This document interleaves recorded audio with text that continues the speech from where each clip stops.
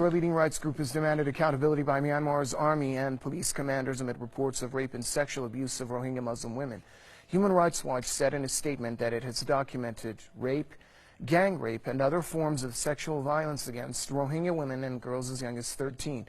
HRW collected its evidence by interviewing some of the 70,000 members of the community who fled Myanmar for fear of persecution. According to the group, the sexual violence seems to have been part of a coordinated and systematic campaign against the Rohingya because of their religion and ethnicity.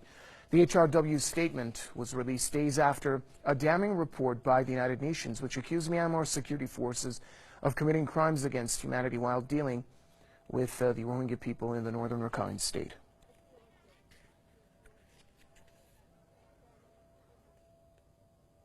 Journalist Johnny Miller joins us now from the British capital, London.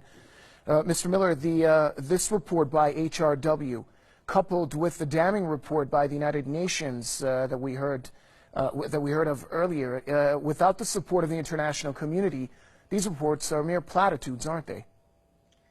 Well, these reports, they're very welcome, though. They will continue to put pressure on the Myanmar government and Aung San Suu Kyi, the leader.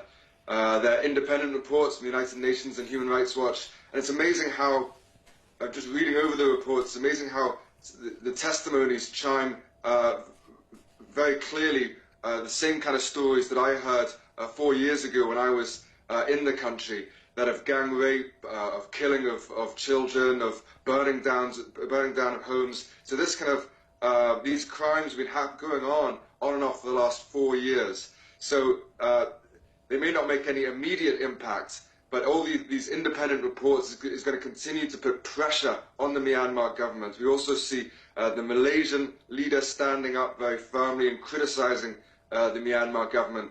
But you are right in saying that it's going to take more regional leaders and indeed global powers to start putting pressure on Myanmar too.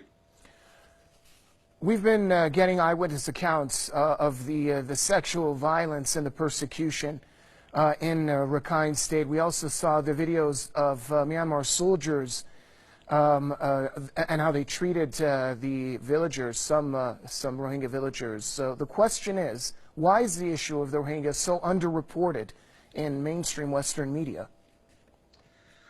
Well, Myanmar is a country that used to be very closed for decades, but now it's opening up. It's opening up its economy.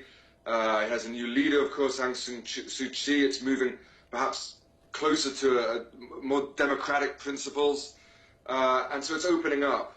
And so there's a lot of it's a country very wealthy in mineral resources, gas resources.